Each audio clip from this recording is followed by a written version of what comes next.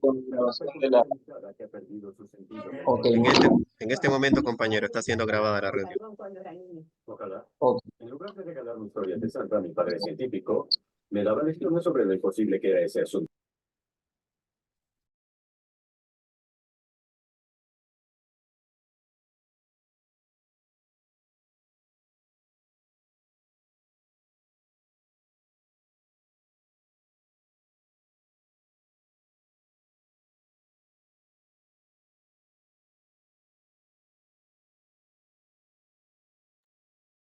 Ok, perfecto. Bueno, buenas noches con todos y con todas. Muchas gracias por darse el tiempo para esta conferencia, que es muy interesante. Es algo que nos atañe en la actualidad, es algo que nos va a traer bueno, hay muchos misterios, muchos mitos, muchas verdades que las vamos a tratar de conversar el día de hoy, ¿no? Nos presentamos. Mi nombre es Kelber Bermúdez. Vamos a disertir con el compañero Marco Vera. Vamos a hacer una pequeña introducción de los perfiles. El quien les habla cuenta con una maestría en Relaciones Internacionales por la Flaxo. De allí que se cuente con los elementos para poder dar esta conferencia. El compañero, el abogado Marco Vera Cruz, es un especialista mercantil quien nos va a dilucidar también sobre los temas comerciales que trae consigo este tratado. También, por supuesto, contamos con la honorable presencia de la secretaria de la Oficina Económica y Comercial de la Embajada de la República Popular China en la República del Ecuador. Y sin más preámbulos, daremos ya por iniciada esta conferencia. Entonces, yo le pediría por favor al compañero Marcos, si fuera tan amable de compartir las diapositivas que hemos preparado, las primeras diapositivas que hemos preparado para esta conferencia. Ok, como punto clave, vamos a tomarnos 15 minutos cada uno de los participantes para poder darle la exposición, para precisamente no extenderlo tanto, ¿no? Y también vamos a abarcar los temas generales del Tratado de Libre Comercio entre la República Popular China y la República del Ecuador. Entonces, hemos nosotros, si podrías ampliarle, por favor, muchas gracias. Entonces, hemos nosotros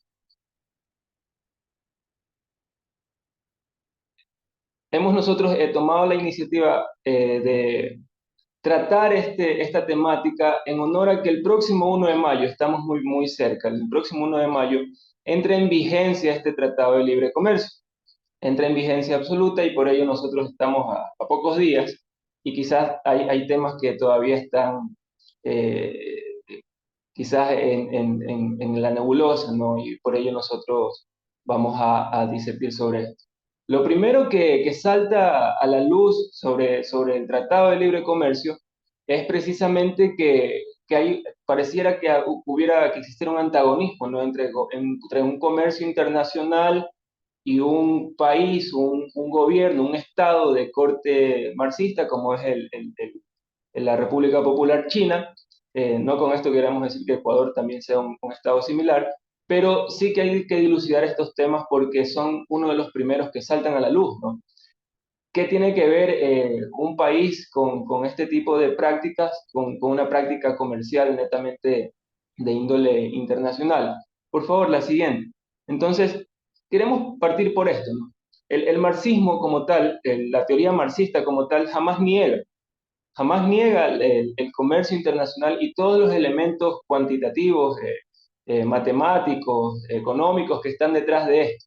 Y para ello nosotros hemos hecho aquí esta pequeña captura de dos textos fundamentales en la teoría marxista para comprender la dinámica del comercio internacional bajo esta perspectiva, ¿no? Bajo este enfoque. En Das Kapital, por ejemplo, ustedes se van a percatar que el Marx como tal jamás niega los preceptos económicos, los preceptos matemáticos del liberalismo clásico. Tales autores como Adam Smith, Ricardo, entre otros, que de hecho él los abraza y en algunos puntos los corrige, pero no los niega en su totalidad. El fin de esto es que no se puede negar un sistema que está construido para que funcione internacionalmente. Hasta ahora no se ha construido, no se ha descubierto otra forma de hacer comercio. y de hacer comercio internacional. Eso se desarrolla muy profundamente en Das Kapital. Claro que sí, hay otros fundamentos que son criticables, que son producto de la crítica, de la revisión, pero esos son puntos ajenos a la cuestión económica. La cuestión económica permanece tal como está. Y sobre eso, muchos dirán, bueno, quizás puede haber un error de lectura de Das Kapital. Sobre eso, Marx fue muy claro cuando él tuvo la oportunidad de disertar en una conferencia también sobre el libre comercio, sobre el free trade en Suiza. Él tenía un discurso preparado, on the question of free trade, sobre la cuestión de libre mercado. Bueno, ¿qué se piensa realmente sobre el libre mercado? ¿Está bien? ¿Está mal? ¿Daña a los pueblos? ¿Daña el comercio nacional? ¿Daña la producción nacional? ¿Afecta o no afecta? Bueno, Marx nos dice que sí, en efecto sí, va a haber afectación. Y no solo Marx, Marx no lo descubre, Marx no lo inventa, Marx lo único que hace es replicar lo que otros autores previos a él ya habían desarrollado matemáticamente. Y en este texto, que lastimosamente no se lo permitieron disertar a Marx en Suiza, él luego lo disertó en Londres, en un grupo cerrado, que también trataba estos temarios. Y bueno, en esencia, para resumir este texto, Marx lo que nos dice es que sí, estoy a favor del free trade, estoy a favor del libre mercado.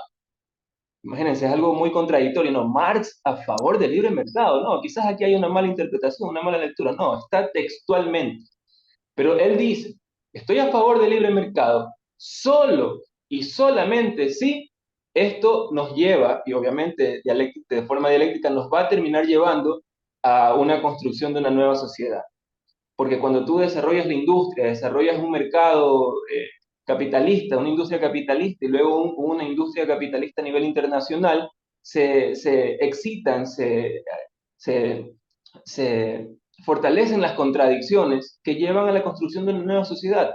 Una sociedad que no tiene una base proletaria, por ejemplo, o una base industrial, no podría pensarse en dar el siguiente paso. Es así como funciona la teoría desde el punto de vista marxista. Ojo, Marx nos dice, sí, es verdad, la clase trabajadora va a sufrir, los pueblos van a sufrir, vamos a tener que pasar por ese sufrimiento, pero es un sufrimiento por el cual tendremos que atravesar para alcanzar un nuevo modelo de sociedad. Estos textos ustedes los pueden encontrar en Google, totalmente gratuitos, y los pueden revisar. Por favor, la siguiente diapositiva. Dado este preámbulo, ¿no? Entonces, aquí vemos nosotros el espectro matemático, económico, de qué es realmente el comercio internacional, por qué nos dicen que un país se afecta y otro no se afecta, de que la industria en un país más pequeño se va a ver afectada, mientras que el país más poderoso va a sacar mayor provecho. Son los discursos que los tenemos en el día a día. Pero efectivamente, aquí en la diapositiva que ustedes están observando, que pareciera algo muy extraño, no es nada complejo lo que nosotros estamos viendo ahí, es algo muy sencillo. Ustedes allí, por ejemplo, pueden observar la cantidad, la Q es la cantidad de producción, cuánto yo produzco. Recuerden, nosotros vamos a hablar de exportación, de importación y de exportación. Cuánto yo produzco, cuánto produce el otro país que me puede vender a mí, cuánto yo produzco que le puedo vender al otro país, ¿verdad? Y asimismo la demanda relativa. Es decir, cuánto ese país me quiere comprar, me quiere consumir y cuánto yo le quiero consumir a ese país. Ojo, que aquí no solamente aplica para el Tratado de Libre Comercio con China, aplica para todas las relaciones comerciales internacionales entre los países. Claro, este es un ejemplo básico, este está basado en el modelo Heckscher-Odo, pero es un modelo que al menos nos da la pauta para poder disertar esta conferencia. Este ejemplo que ustedes están observando aquí es de dos países. Sabemos que en las relaciones comerciales internacionales pueden haber muchos más países, ¿verdad? Pero aquí en este ejemplo ustedes pueden observar que la cantidad de producción de un país, que llamémosle el país número uno, el país número dos, ustedes lo pueden identificar con el asterisco que está encima de cada una de las variables acá, ¿no? En el eje Y, en el eje X. Y ustedes ven cómo al final del día, vean las tres líneas que están de forma vertical. De forma vertical hay una línea roja en el medio, ¿no? Esa línea roja es la que a nosotros nos interesa. La línea primera es lo que nos refleja la demanda y la producción. Cuánto yo produzco y cuánto demanda, y cuánta demanda existe en un país. En otro país, la línea última, la tercera, nos refleja cuánto ese país produce y cuánto ese país tiene la demanda de un producto X. Podemos nosotros decir textiles, automóviles, alimentos, cualquiera que se nos venga al ejemplo, ¿no? Véase usted que en el punto medio, no quiero yo profundizar más para no, quizás no generar confusiones, en el punto medio, la línea roja lo que nos establece es el punto de equilibrio, donde nosotros vamos a encontrar un precio equilibrado a nivel internacional y ese precio equilibrado a nivel internacional será el que vaya a ser efectivo para los dos países. Bueno, en resumidas cuentas, si, por ejemplo, Ecuador no produce automóviles, eso lo sabemos. De hecho, hace 2 días, o hace un día, Chevrolet abandona sus actividades comerciales en Ecuador. Ecuador no produce automóviles. Por ende, sería más caro consumir un automóvil, ¿no? Adquirir un automóvil. Sin embargo, por ejemplo, quizás China no tenga la fortaleza para producir al nivel que necesite camarones. En cambio, a Ecuador le viene bien ellos, ¿no? Entonces, estos precios que para los chinos podría ser mucho más caro conseguir un camarón y para nosotros mucho más caro conseguir un carro eléctrico, existe el punto de equilibrio para que a nivel internacional este precio se mantenga en un estándar equilibrado para ambos países. Es decir, sí, Ecuador va a dar el brazo a torcer en unos puntos y China también va a dar el brazo a torcer en unos puntos. Esto es que es la vida natural humana, por eso Marx no se atreve a negar esto nunca, nunca lo niega. Lo que él plantea es una crítica social, una crítica política, filosófica, pero desde la economía no se atreve a negar esto porque no puede negarlo, porque está establecido así matemáticamente. Ese punto de equilibrio nos permite a nosotros tener un precio internacional de la mercancía para los dos países de forma estandarizada. Sí, yo voy a perder un poco, pero el otro país también va a dar un poco. Es así, y es humano, decía, es totalmente humano, porque incluso en las relaciones humanas, las relaciones familiares, las relaciones más cotidianas, es así. Nosotros damos y la otra persona esperamos que también dé algo, ¿no? Y allí nosotros vamos a encontrar un punto en los que los dos salgamos beneficiados. Pero eso es lo que nos refleja este gráfico, eso es lo que nos plantea en una economía abierta. Ojo, aquí se equilibra una economía abierta, porque estamos hablando de abrirnos a liberar nuestro mercado con el país que se ha seleccionado, ¿no? En economía abierta, y eso es lo que se busca. Por eso Marx dice, ok, sí, abramos nuestras economías para que podamos tener este acceso a estos bienes. Hay un planteamiento de un autor, no recuerdo ahora el nombre, que si ustedes lo plantean, la Unión Soviética en su momento era una unión de muchos países, de varios estados, ¿verdad? Y existe la realidad de que, por ejemplo, un litro de leche en Siberia tenía el mismo precio de lo que podía tenerlo en Crimea, de esquina a esquina, de punta a punta. Y son países, estados diferentes. Rusia, el Estado Federal ruso en aquel momento y Ucrania, ¿no? Entonces, realmente la Unión Soviética unió a varios estados para establecer una economía abierta entre todos esos estados. Y por eso es que ustedes podían identificar una mercancía con el mismo precio en cualquier parte de toda esa unión de varios estados, porque se estandarizaba, se encontraba el equilibrio. Es precisamente ello lo que no se puede negar y es lo que habría que dilucidar para ubicar esos pequeños altibajos que se pueden existir al momento de entender realmente qué es lo que está detrás del comercio internacional y mucho más desde un enfoque marxista, que como les vuelvo a repetir, pareciera que estuviéramos enemistados totalmente con un tratado de libre comercio, con abrir las economías, mientras que revisando la teoría realmente no es así. Por favor, la siguiente diapositiva.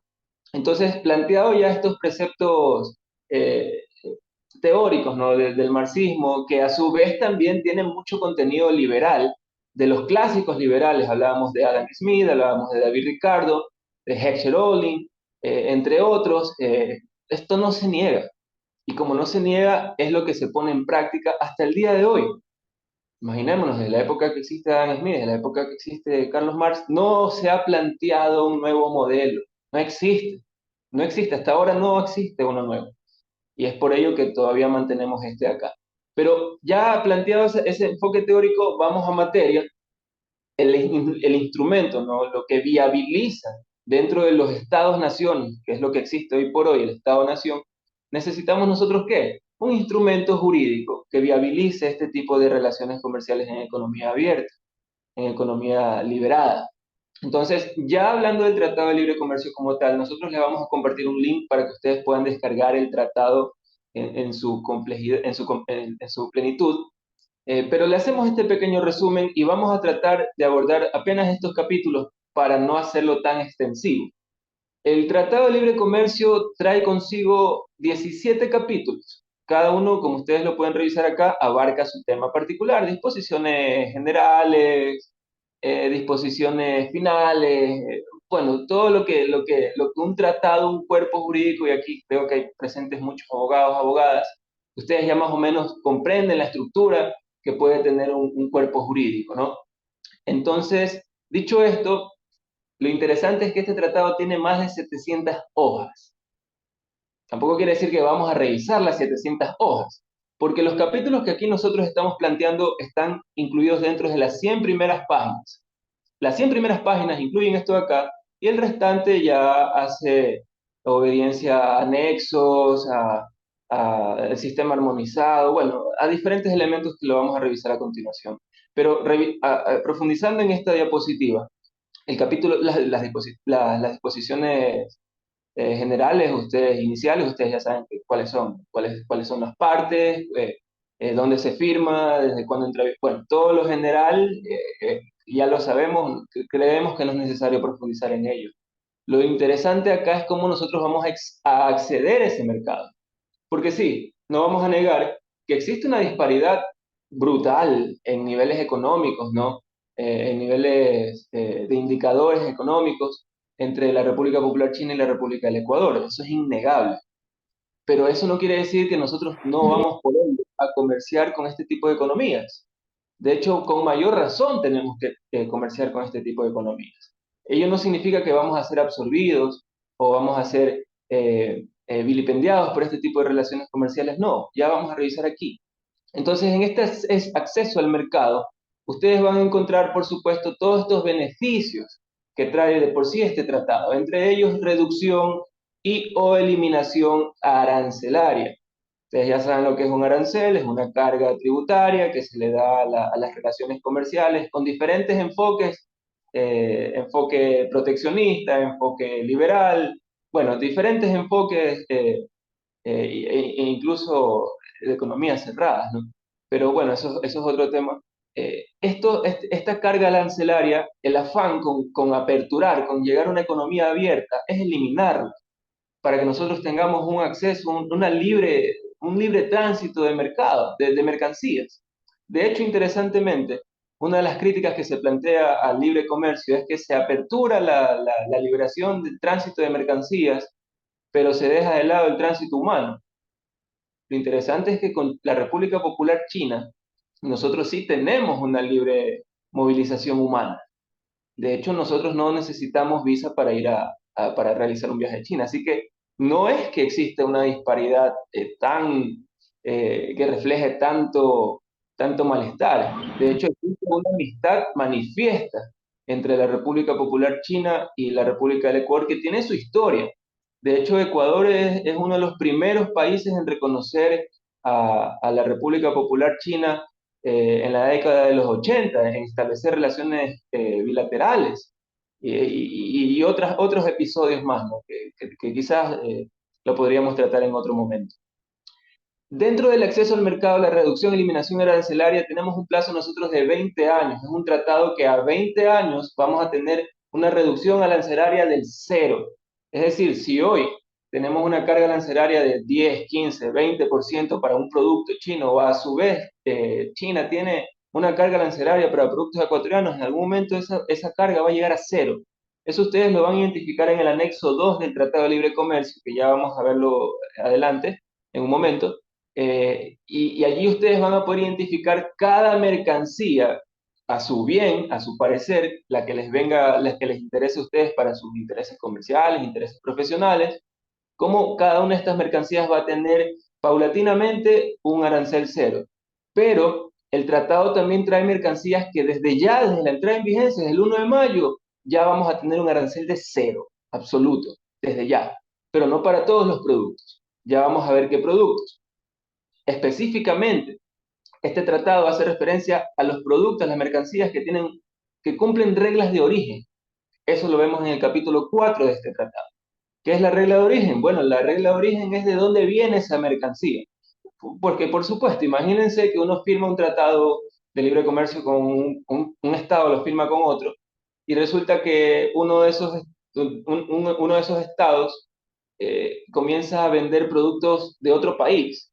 Hace una suerte de triangulación y vende algo que no es suyo y resulta que, pero ¿por qué me vendes algo que no es tuyo si yo con ese otro tercer país yo no tengo un tratado?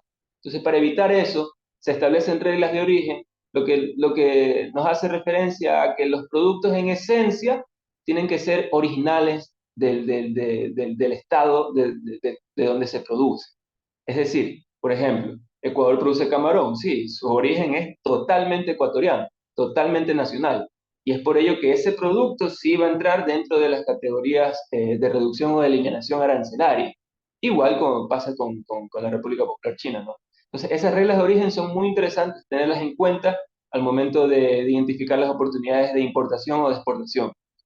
En el capítulo 5 ya nos hablan de la facilitación comercial y en la facilitación comercial realmente el tratado hace referencia a instrumentos internacionales, ¿no?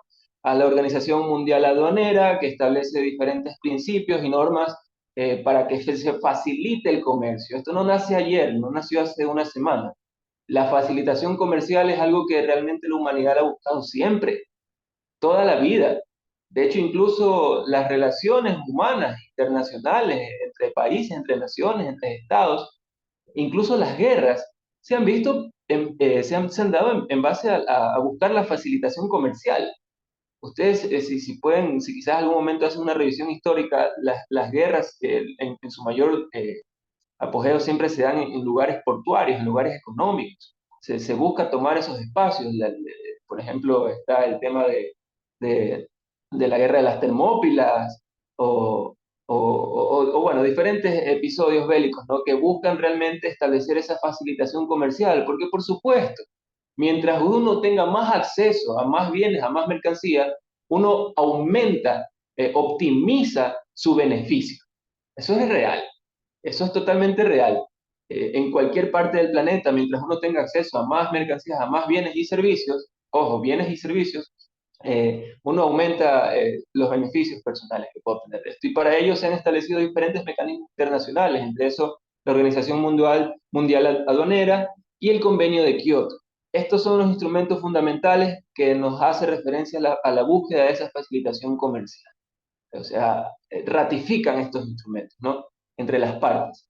Y bueno, el capítulo 17, muy breve, que nos hace referencia a la entrada en vigor, que ya lo habíamos mencionado, que entra en vigencia el 1 de mayo de este presente año, el día miércoles próximo, y también que cualquiera de las partes puede denunciar el tratado en derecho internacional privado, hace referencia a querer dar por terminado el tratado, a querer dar por terminado el tratado y cualquiera de las partes puede hacerlo así en consecuencia y hay un plazo que así lo establece para que se cumpla.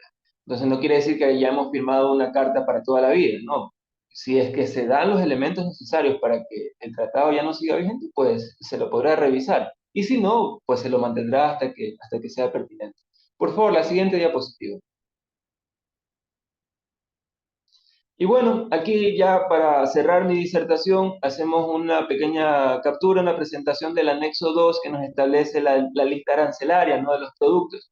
Ustedes percántense, aquí no nos mareamos quizás, ¿no? Con todos estos números, todas estas cosas que son un poco ajenas. Por ejemplo, el código SA nos hace referencia al código del sistema armonizado.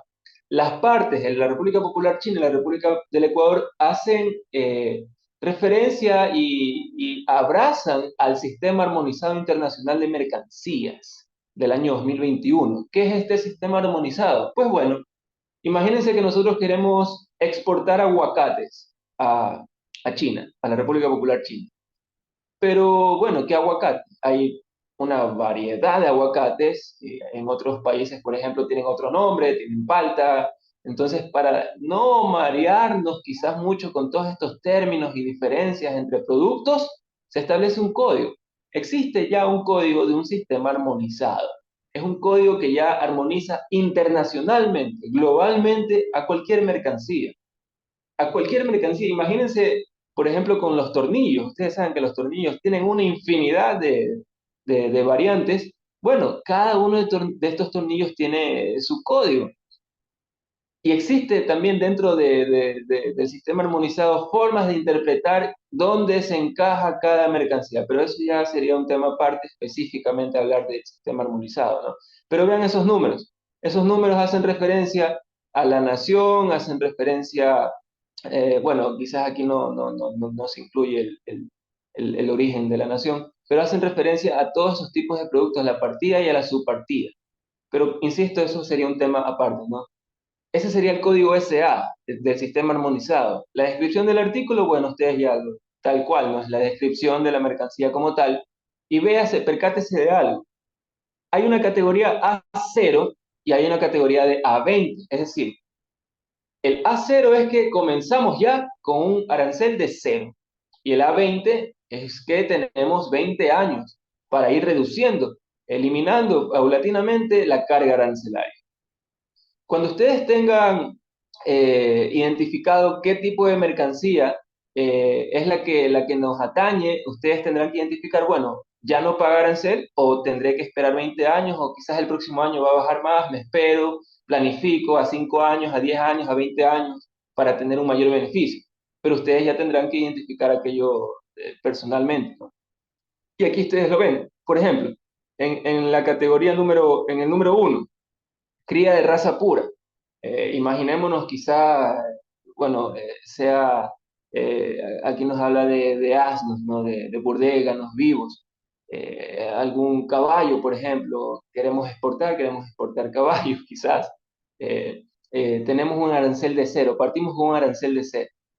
Pero si en su defecto sería otro tipo de animal, en este caso, otro tipo de caballo, no uno de raza pura, sino otro, bueno, en ese caso partimos con un arancel de base del 10% al año uno, es decir, el 1 de mayo del 2025 ya habrá 9,5, el 2026 9%, y así sucesivamente hasta llegar a una carga arancelaria de cero.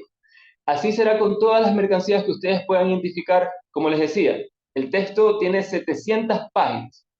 Apenas 100 hablan del tratado como tal y todo lo demás son anexos donde están establecidos esta lista arancelaria. Imagínense toda la cantidad de mercancías que están incluidas aquí. Y es por ello que la extensión del documento. Y usted identificará cuál será la que le convenga, pues, ¿no? Entonces, con esto hemos hecho la apertura de referirnos un poco de lo que es el Tratado de Libre Comercio como tal, de lo que se va a revisar y todo lo demás, ¿no? Aquí nos han hecho un planteamiento. Creo que debería impulsarse, el compañero Jonathan Baneas nos dice, creo que debería impulsarse una política de democratización mundial del paso por canales y estrechos.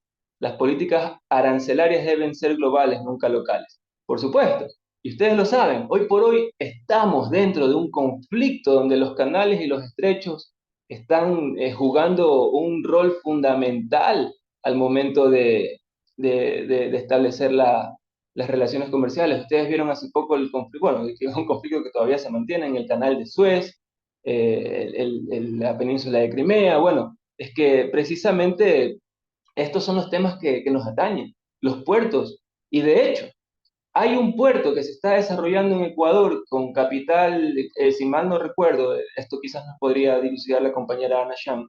Hay un puerto que se está construyendo en Ecuador que incluso entraría a competencia directa con los puertos de Sudamérica, con los puertos peruanos, poniendo a Ecuador en un rol trascendental a nivel global. Muy brevemente, si ustedes se percatan, los puertos más fundamentales en Sudamérica son los brasileños y los peruanos a nivel, digo, de conexión Atlántico-Pacífico, ¿no? Entra por Brasil, sale por Perú, entra por Perú, sale por Brasil. ¿Y Ecuador dónde quedaba en esa jugada? Bueno, Ecuador ya está entrando a esa jugada con un nuevo puerto que, si mal no recuerdo, su nombre es Chanyay o algo así, que tendría que revisarlo para poderse escribir ahora. Y eso es lo que a nosotros nos interesa bastante. Eso es sí, lo que el compañero aquí nos dice es realmente oportuno, ¿no? Los canales y los estrechos son fundamentales. Eh, Sí, sí, la que también nos hablan de la inversión en la isla Puná, también hay inversiones en la isla Puná, y bueno, entre diferentes elementos, ¿no? Yo quisiera, por favor, consultarle a la compañera Ana Yang si nos está escuchando para continuar con ella en segunda instancia en la disertación de esta conferencia, sino en su defecto para que continúe el compañero Marco Vera. Por favor, muchas gracias. Yo les daría por esta primera parte y vamos a entonces escuchar a la compañera Ana Yang, representante secretaria de la Oficina Económica Comercial de la Embajada de la República Popular China en Corea.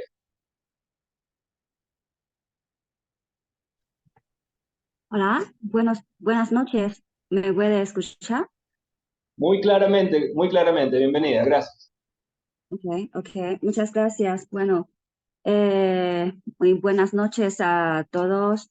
Y también muchas gracias por la invitación a esta conferencia sobre el Tratado de Libre Comercio entre China y Ecuador.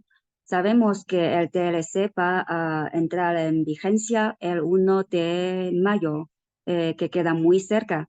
Y bueno, en efectivo, desde la embajada estamos organizando un evento con motivo de eso, justamente el 1 de mayo. Bueno, porque nos parece que este es un hito en las relaciones económicas y comerciales entre los dos países. Y el tratado con Ecuador es el 20º de China en el mundo, con el cual Ecuador se convierte en el 27º socio de comercio libre de China y también el cuarto en la zona latinoamericana tras Chile, después de Chile, Perú y Costa Rica. Bueno, por la parte ecuatoriana, este tratado es el quinto y notamos que recientemente el país mantiene una dinámica en el sector en este sector, pues porque se va a firmar el tratado con Corea del Sur, según lo que sepamos, y está iniciando las negociaciones con la República Dominicana, Emiratos Árabes Unidos, Canadá y Salvador. Pues lo demuestra que tanto China como Ecuador compartimos la misma voluntad y determinación en liberalizar y facilitar el comercio libre, y la entrada en vigencia del TLC también es una señal a la comunidad internacional de nuestro apoyo al multilateralismo y el comercio libre, ayudando a ambos países a enfrentar los riesgos por el descenso de la economía mundial actualmente. Pues regresamos al TLC. Va a abrir un mercado de superdimensión con 1.300 millones de consumidores. Por ejemplo, en 2023, el año pasado, China tiene una importación de 2,6 billones de dólares estadounidenses, entre los cuales 206.150 millones son de productos agrícolas, lo que abarca los 3.870 millones de dólares de camarones importados desde Ecuador. Bueno, China está dispuesto a importar más productos, tanto los agrícolas como los mineros, los industriales desde Ecuador. Y después de entrar en vigencia el TLC, los artículos ecuatorianos al entrar en el mercado chino van a disfrutar de cero arancel. Y los productos como banano, camarón, pescado, aceite de pescado, flores, cacao, café, etcétera, cuyos aranceles va a tener una reducción, pero de modo gradual, hasta cero desde la base actual de entre 5% y 20%. Pues y de igual manera, los artículos chinos al entrar en el mercado ecuatoriano también va a gozar de una reducción arancelaria. Los productos como los plásticos, los de fibra química, de acero, maquinaria, equipamientos electrónicos, muebles, vehículos y partes. La mayoría de los productos que estamos comercializando al entrar desde China a Ecuador también va a tener una deducción arancelaria. Y la base actual es entre 5% a 40% y de forma gradual también va a llegar hasta cero. Bueno, por aquí yo quería destacar dos puntos. Uno es que durante las negociaciones el equipo ecuatoriano hizo un trabajo con éxito. Pues porque se ha incluido en el estado de exclusión de la deducción un 10% de los productos y esta proporción también es la máxima permitida por las estipulaciones de la OMC. Y lo excluido abarcan las industrias tradicionales ecuatorianas, por ejemplo, la del calzado y artesanía. Bueno, y en segundo lugar, quiero decir que desde la parte china no queremos compartir o a través de TLC compartir, aumentar la competencia con las industrias locales. Lo que queremos, si de verdad se aumenta la competencia, queríamos hacerla en los sectores donde se encuentra en mayor caso las importaciones. O sea, queríamos convertir con productos importados de otros países como estamos haciendo. Estamos compitiendo mundialmente, por ejemplo, con Europa, con Japón, con Corea del Sur. Eso es la verdad. Bueno, y entonces la otra cuestión que quería tratar aquí es cómo aprovechar lo mejor de la mejor forma el TLC. Y también quería destacar dos puntos. En primer lugar, quería decir que los beneficios de el TLC, como también mencionó el compañero Gelber Salvador Bermúdez en su presentación, es de forma gradual.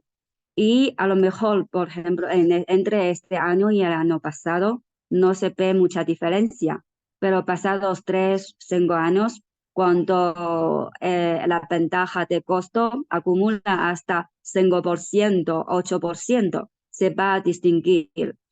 Y bueno, en segundo lugar, el mercado chino es muy distinto a los mercados de América y de Europa. Y en cuanto a las costumbres de consumo o formas de vender o los modos de recibir las informaciones, pues entonces antes de entrar al mercado chino, hay que hacer estudios. Bueno, y nuestra recomendación se puede hacer consulta, por ejemplo, con las industrias que ya han tenido éxito en el mercado chino, por ejemplo, la industria camaronera.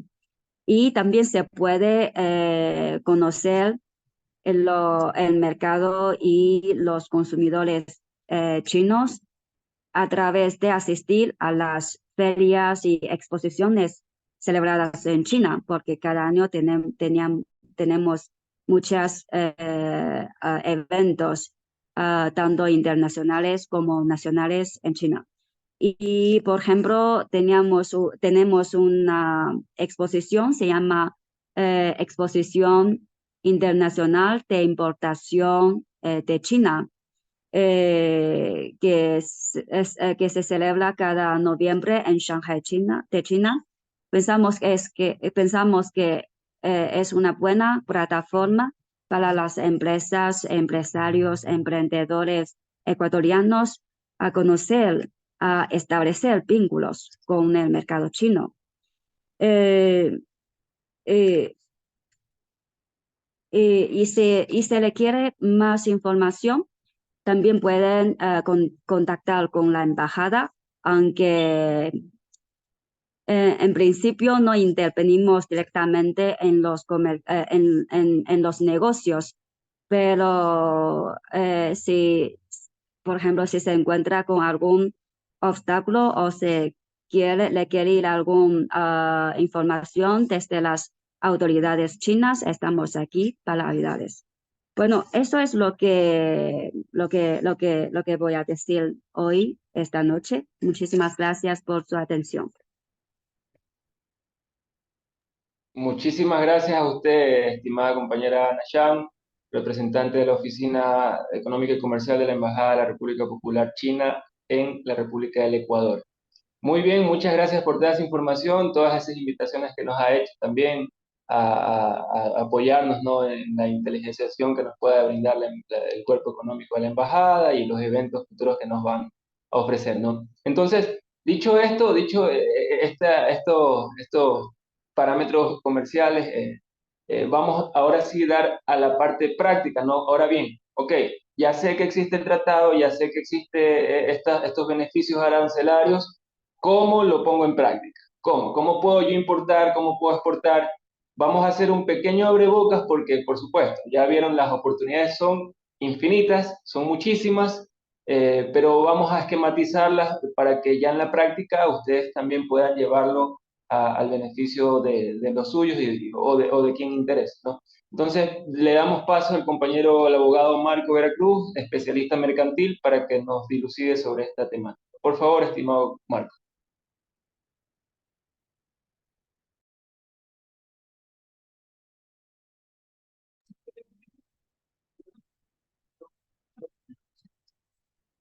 Muy buenas noches, excelente presentación, compañero Kelber. Muchas gracias a la señorita Sham por su disertación, por su presentación. Como bien es cierto, les había mencionado el compañero Kelber. Una vez que ya hemos conocido el marco, hemos conocido de modo general el marco del Tratado de Libre Comercio con la República Popular de China, vamos a nosotros a hablar, o sea, el tema del que voy a hablar es sociedades y principales regímenes principales regímenes de exportación e importación, ¿no? Entonces, de acuerdo a nuestra legislación, de acuerdo a la legislación ecuatoriana, ¿quiénes pueden importar y quiénes pueden exportar? Bueno, pueden exportar todas las personas naturales o jurídicas o extranjeras que se encuentren radicadas, o que hayan hecho la domicilización en el país, ¿no? Y que se encuentren registrados como importador en el sistema ECUPAS y que se encuentren obviamente aprobados también por el Servicio Nacional de Aduanas del Ecuador. Hay algo que, bueno, pues a diferencia de otro tipo de tratados que se hayan tratado de tener con otros países, el Tratado de Libre Comercio con China respeta incluso el asunto de las salvaguardias que sean necesarias para proteger la producción nacional tanto de la República Popular de China como la de la República del Ecuador. E incluso esto está establecido en la ley, en el Código de la Producción, de Comercio e Inversiones del Ecuador, ¿no? Siempre, por mucha apertura que haya en el tratado, en algún tratado comercial, siempre se va a respetar el asunto de la salvaguardia para proteger cierta producción nacional, ¿no? Entonces, eh, como le había mencionado en la diapositiva anterior, ¿no? Las personas que pueden exportar son las personas naturales y las personas jurídicas o las compañías extranjeras radicadas en el Ecuador. En cuanto a las personas naturales, deben de contar con un registro único de contribuyentes, que es el primer paso con el que se debe contar para poder registrarse en el sistema de CUPAS y en el Servicio Nacional de Aduanas para poder exportar, ¿no? Una persona natural, ¿qué es? La persona física, cualquiera de nosotros, a nombre, a título personal, sacamos nuestro registro único de contribuyentes, obtenemos el mismo y vamos a establecer en ese registro único de contribuyentes una actividad determinada, ¿no? Que en este caso sería la de exportación o la de importación, de acuerdo a la clasificación nacional de actividades económicas, este, que tiene preparado el INDEC para el asunto, ¿no? Es una lista de las actividades económicas. Esta clasificación nacional de actividades económicas es una lista de actividades económicas que se pueden, lícitas, que se pueden realizar aquí en el Ecuador, entre ellas la exportación o la importación de determinados bienes y servicios, ¿no? Porque no solamente se exportan productos, sino también servicios también al exterior, ¿no? O se pueden importar los mismos también, ¿no? Ese es para el caso de las personas naturales, es decir, las personas físicas, las personas reales, ¿no? Pero vamos para el caso de vamos para el caso de las personas jurídicas. ¿Qué son las personas jurídicas? Las personas jurídicas son personas ficticias, ¿no? Son personas ficticias que obviamente existen por la voluntad de una o más personas que han decidido constituirla para un fin determinado, en este caso, el fin de comercio exterior, no sea exportar o sea importar. Entonces, en el Ecuador, de acuerdo al artículo 2 de la ley de compañías, existen 6 tipos de compañías, pero aquí vamos a abordar las 3 principales que son las que nos sirven o las que generalmente se utilizan, las más utilizadas para poder realizar estos fines mercantiles, como son la exportación y la importación de bienes y servicios. Tenemos por un lado la compañía de responsabilidad limitada, la compañía anónima y la nueva que se ha creado, ¿no? Que se creó en virtud de las últimas reformas a partir del año 2019, que es la compañía por acciones simplificadas, ¿no? Que nos simplifica un poco más el asunto y es el que nos permite que todos aquellos microemprendimientos, es decir, las MyPymes, ¿no? Las pequeñas y medianas empresas, tengan una cabida en el mercado y que se formalicen sobre todo, ¿no? Se formalicen y pues hagan mucho más ágil el proceso de constitución de una compañía, ¿no? Entonces, la forma de constitución y el capital de estas compañías, ¿no? A breves rasgos podemos decir que en las compañías limitadas, ¿no? Las compañías limitadas se crean mediante un acto o un contrato, ¿no? Que se tiene que elevar a escritura pública, es decir, no basta con que 2 personas se asocien, firmen un contrato y esto lo registren, ¿no? Hay que ir ante un notario público aquí certificado en el Ecuador y hacer el pago de la tasa correspondiente notarial y elevar escritura pública. Y hay que suscribir un capital de $400 y haber pagado a la compañía, es decir, en la cuenta bancaria de la compañía, menos la mitad de ese capital, ¿no? Ahora el proceso incluso es un poco más simplificado, ya no hay que hacer el documento a mano, ¿no? Incluso hay la constitución electrónica, hay el modelo de constitución electrónica que ya tiene unas minutas estandarizadas de los contratos, ¿no? De compañías y que uno los puede suscribir tranquilamente luego de haber hecho todo de la constitución electrónica, ¿no? Las compañías limitadas también permiten la constitución electrónica, es decir, todas las compañías permiten la constitución electrónica, ¿no? Las compañías limitadas pueden subsistir con un solo socio. Las participaciones, entonces lo que en esta disertación les pongo sobre la mesa son los distintos tipos de compañías que hay, ¿no? Pero también asimismo las limitaciones que pueden tener cada una de ellas y ya ustedes verán de acuerdo a sus intereses y a su conveniencia cuáles son aquellas que les pueden servir para poder ustedes importar o exportar sus bienes y servicios desde y hacia la República Popular de China, ¿no? Entonces, en el caso de las compañías limitadas, las participaciones son transferibles, pero con escritura pública y conforme a la ley. Es decir, de acuerdo al artículo 13 de la ley de compañías, este tipo de compañías para poder transferir sus participaciones, y no se llaman acciones, se llaman participaciones sociales, tienen que estar de acuerdo todos los socios. Tienen que certificar su representante legal de que en ese acta de Junta General, de que en esa Junta General en la que se aprobó la transferencia de participaciones estuvieron presentes el 100% del capital social. Es decir, la transferencia de acciones perdón, la transferencia de participaciones en esta compañía es un poco más, por eso hablo incluso de la limitación que tiene, ¿no? Este tipo de compañías, ¿no? Precisa del consentimiento de todos los socios, ¿no? Lo que hace de pronto un poco más difícil el asunto de la transferencia de las participaciones y de poner estas participaciones en bolsa, ¿no? Prácticamente lo limitan, ¿no? A diferencia de las anónimas, a las que ya vamos a abordar, ¿no? La diferencia con las compañías anónimas, ¿no? Nosotros, las compañías anónimas son compañías de capital abierto, ¿no? Muchas personas pueden hacer inversiones, pueden comprar acciones para elevar el capital, suscribir elevar el capital, ¿no? Y suscribir contratos a través de los cuales se pueden adquirir las acciones, ¿no? La compañía anónima también precisa de un contrato elevado de escritura pública, ¿no?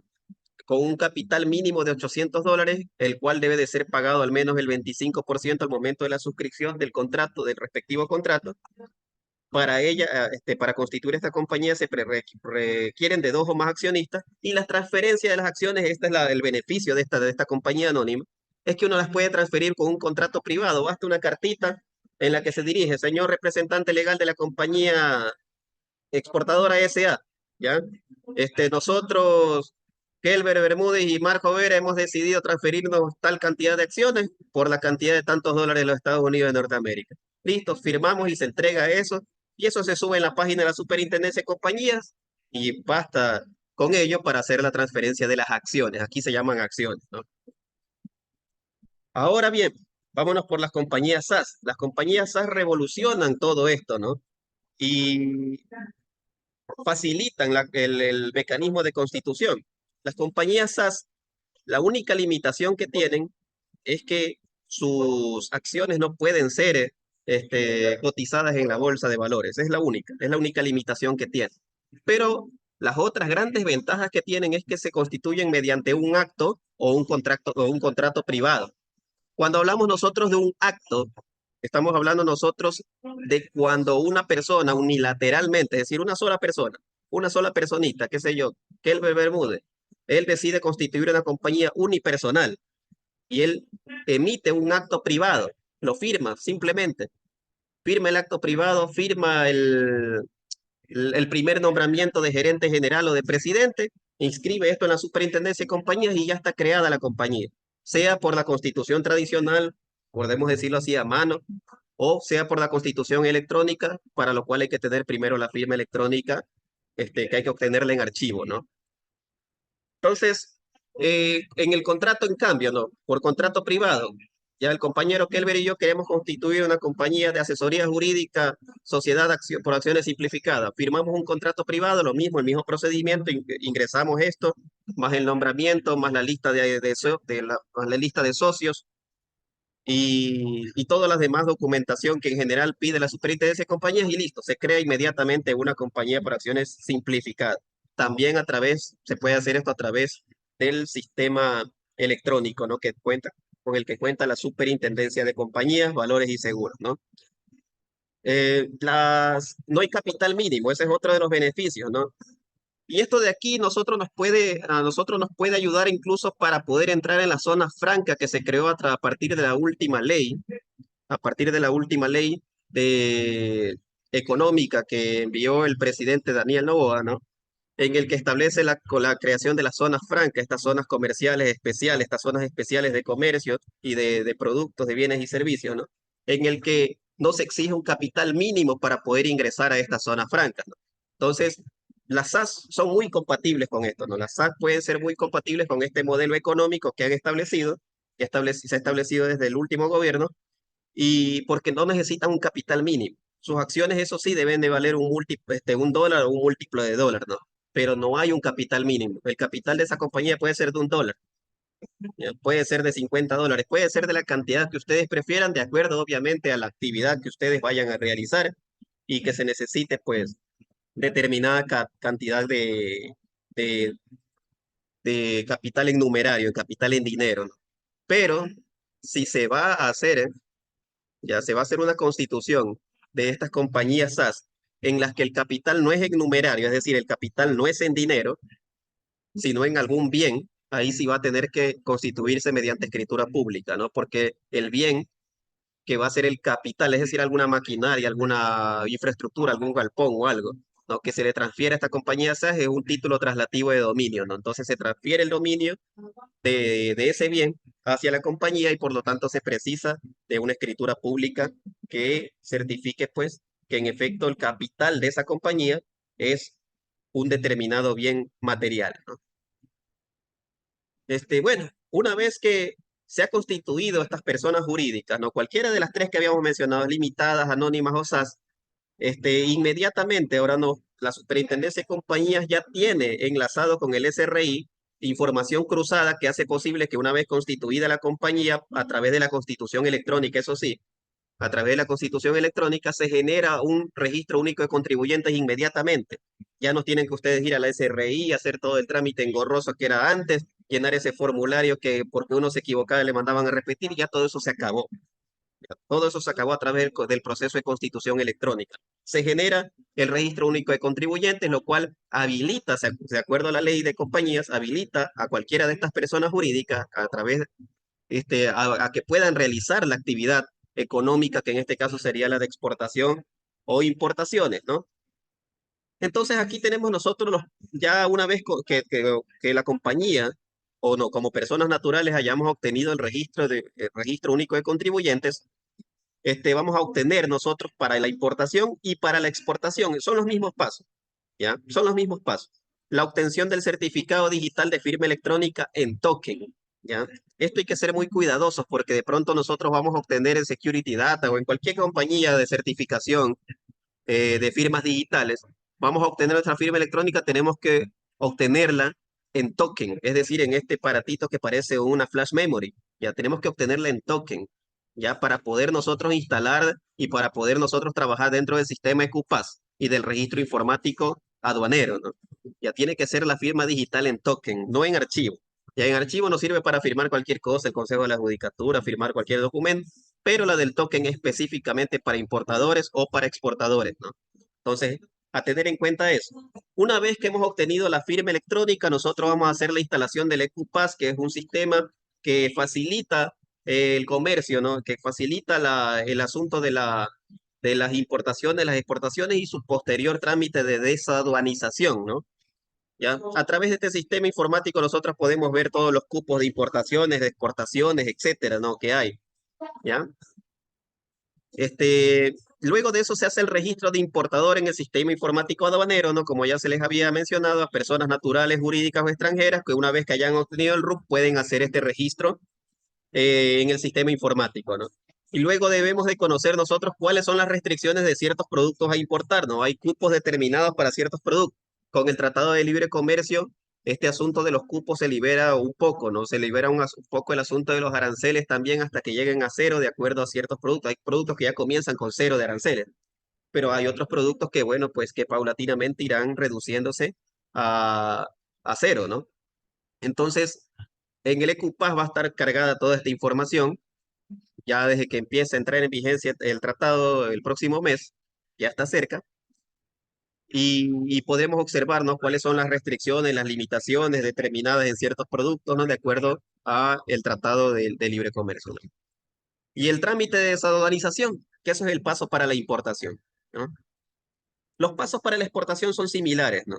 Son similares, ¿no? Ya son iguales, ¿no? La obtención del certificado en token, la instalación del ECUPAS, el registro en el sistema informático aduanero y conocer también asimismo cuáles son las restricciones de productos a exportar, cuáles son las normativas que debemos de cumplir nosotros, todo eso va a estar cargado y está cargado en estos registros de exportador en el sistema aduanero y en el ECUPAS, ¿no?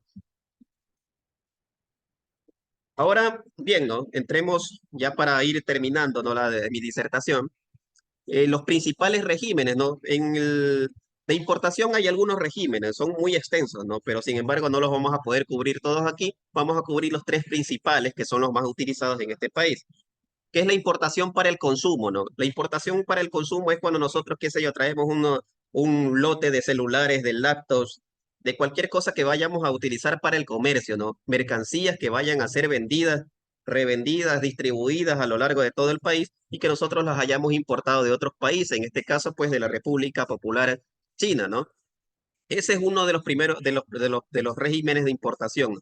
Importamos para el consumo. En estos casos se pagan los aranceles correspondientes de desaduanización, pero con el marco del nuevo Tratado de Libre Comercio, pues muchos de los productos van a comenzar, como les dije, con cero y otros van a llegar hasta cero de aranceles en el caso de la República Popular de China, ¿no? Hay otro régimen, ¿no? De importación, que es la importación temporal para la reexportación en el mismo estado. ¿Qué significa esto, no? O sea, admitimos temporalmente un bien determinado para luego reexportarlo en ese mismo estado en el que nos llegó, en la misma forma en la que nos llegó, para reexportarlo al país de origen de donde vino. Esto aplica, por ejemplo, para una mercancía qué sé yo, alguna maquinaria que nosotros hayamos pedido a un país como China, ¿no? Que tiene un gran desarrollo de sus fuerzas productivas, ¿no? Un inmenso desarrollo de sus fuerzas productivas, y tienen maquinaria, qué sé yo, por ejemplo, para hacer para una tuneladora, por ejemplo, ¿no? Y esa tuneladora nosotros la importamos, pero la regresamos en su mismo estado. A nosotros no le hacemos modificaciones a esa tuneladora, la devolvemos, ¿no? La vamos a reexportar de nuevo a su país de origen, ¿no? ¿Ya? La regresamos en el mismo estado, en la misma forma que nos llegó, salvo, ¿no? Por los daños que se hayan hecho, ¿no? El propio desgaste de la maquinaria que se haya, por el propio uso de la misma, que se haya dado sobre ella, ¿no? Y la otra, ¿no? El otro régimen de importación, que este es bastante interesante, que es la admisión temporal para el perfeccionamiento activo. ¿Ya qué es esto, no? O sea, nosotros importamos un determinado bien, ¿ya? Qué sé yo, nos envían de algún otro país, ¿no? Nos envían desde China alguna maquinaria o algún bien que aquí en el Ecuador nosotros le vamos a dar algún tipo de perfeccionamiento técnico, científico, etcétera, ¿no? ¿Ya? Y ese bien que le hemos dado ese perfeccionamiento, luego otra vez lo devolvemos al país de origen, ¿no? Estos son los tres principales regímenes de importación. Por otro lado, compatible a ellos, es decir, por su contraparte, los regímenes de exportación son los siguientes, ¿no? La exportación definitiva. ¿Ya qué es esto? O sea, la exportación definitiva es que yo ya saco, qué sé yo, por ejemplo, los camarones, ¿no? Ya son exportación definitiva para que se queden en el país a donde van a ser exportados para el consumo propio interno o lo que se vaya a hacer en ese país con ese determinado bien o servicio. Y eso se le llama exportación definitiva, ¿no? Es decir, ya la venta definitiva del producto al exterior. ¿Ya? También tenemos la exportación con reimportación en el mismo estado. ¿Ya? Esto sería la contraparte en este caso, pues, de lo que habíamos visto en las importaciones. Exportamos, qué sé yo, a la China y exportamos a la República Popular de China un bien determinado que vaya a ser utilizado ya y que luego nos devuelve en el mismo estado, tal como le entregamos, salvo, obviamente, por el propio desgaste que haya tenido este bien por su uso, ¿no? Y lo último, ¿no? La exportación temporal para perfeccionamiento. Nosotros, en un país pues que está todavía en vías de desarrollo, nos conviene muchísimo también esta figura, ¿no? Exportamos alguna maquinaria que nosotros necesitamos que una potencia como es la China nos dé un perfeccionamiento, ¿no? Que nos perfeccione esa maquinaria, que nos dé un perfeccionamiento técnico, científico y luego nos devuelva a nuestro país, ¿no? Es esto, compañeros, les agradezco a todos su asistencia y su atención a la disertación. Quedan nuestros contactos pues para otras próximas disertaciones. Y es todo pues cuanto de mi lado tengo que decir. Muchas gracias. Muchas gracias, muchísimas gracias, estimado Marco. Sí, gracias, estimado Mario, por su comentario. Bueno, creo que tenemos un par minutos para alguna duda, alguna consulta que tengan ustedes de forma particular. Claro, para las tres personas que hemos disertado, si no, con esto nosotros ya daríamos por concluida la conferencia. Entonces, si ustedes tienen alguna consulta, alguna pregunta, algún comentario, este sería el momento oportuno para lo mismo.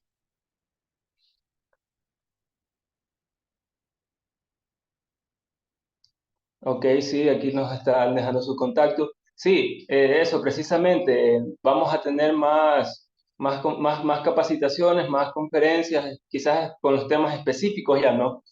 Para importar o para exportar o para constituir este tipo de compañías. Eso nosotros también ya tenemos, por eso les habíamos pedido que llenen un formulario, ya tenemos sus contactos. Gracias igual al compañero que nos comparte el suyo también.